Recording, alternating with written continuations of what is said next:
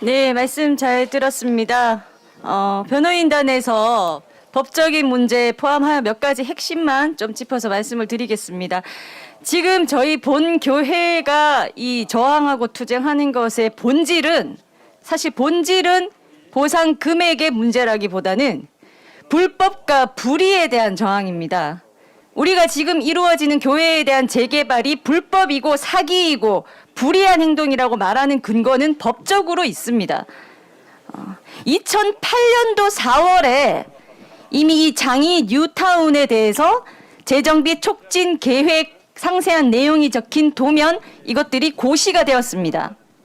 그때 아까 말씀드린 바와 같이 종교시설인 본 교회 구역은 10-2로 해서 따로 빠져 있었습니다. 그리고 종교시설이라는 특징 때문에 이 10-2 종교시설로 따로 빠진 이 구역에 대해서는 또다시 특별한 그 진행하기 위한 위원회 구성이라든지 등등의 절차까지 마련이 되어 있었습니다. 그런데 이와 같은 내용들을 다 속이고 무작정 동의해 주세요 하고 다 깨끗이 잘 지워드리겠습니다 라고 속이며 와서 목사님께서 이 인간적으로 순수하시다 보니 신뢰를 하고 믿고 진행해 왔더니 완전히 다른 얘기를 하면서 결국 교회를 완전히 파괴하고 몇 푼 되지도 않는 돈을 받고 나가라고 지금 진행이 되고 있는 것입니다.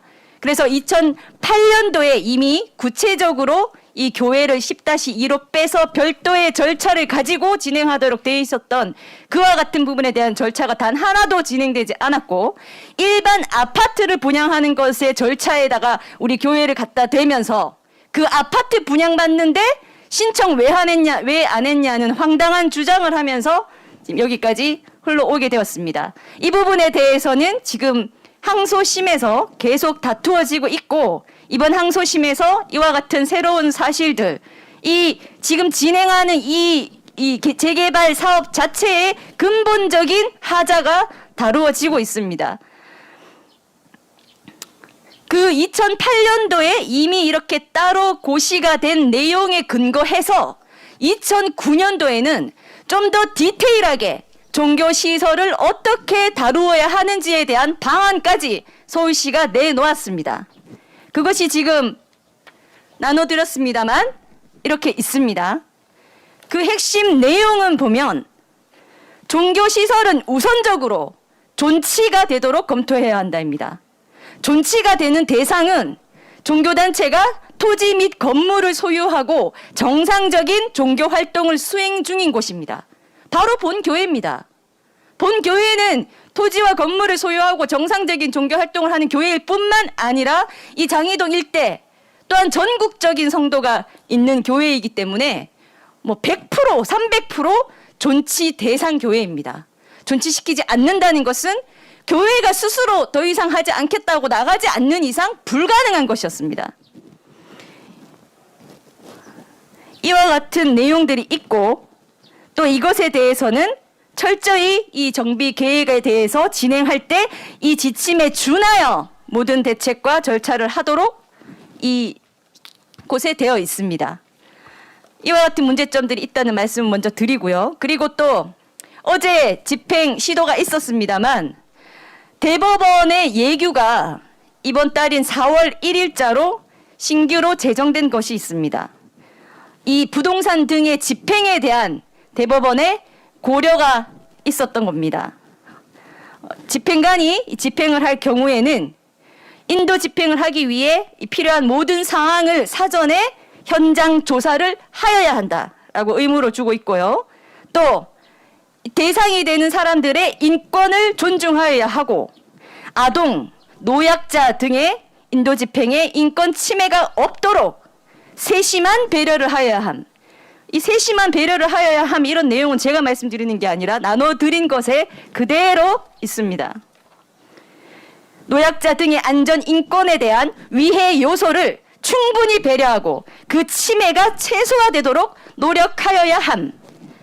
이와 같은 것이 현재 이 부동산과 관련된 인도 집행에 법원 집행관이 준수하도록 만든 대법원의 예규입니다. 4월 1일부터 시행되고 있습니다.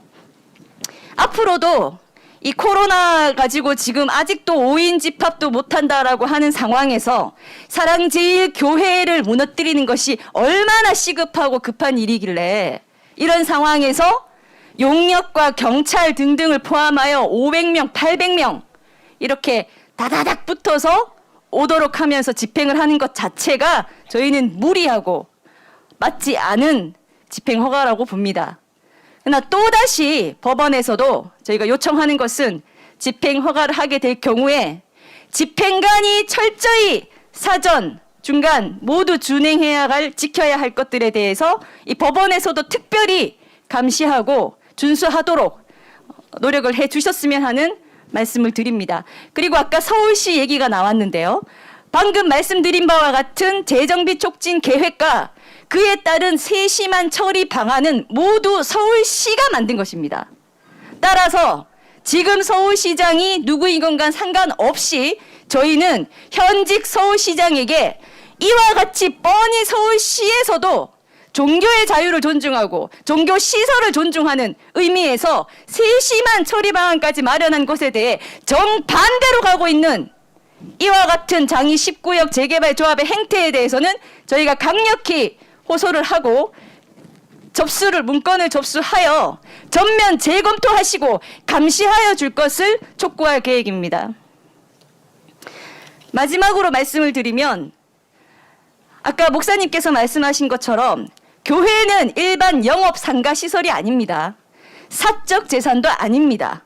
특히 지금 사랑제일교회나 전광 목사님은 아시는 바와 같이 전국적 관심을 받고 있습니다. 그런 이유로 지금 모든 우리 교회의 내용들과 이런 것들을 알고 있는 전국의 모든 교회, 모든 목회자님들, 그리고 모든 성도님들께도 저희 뜻을 한번 호소드리고자 합니다.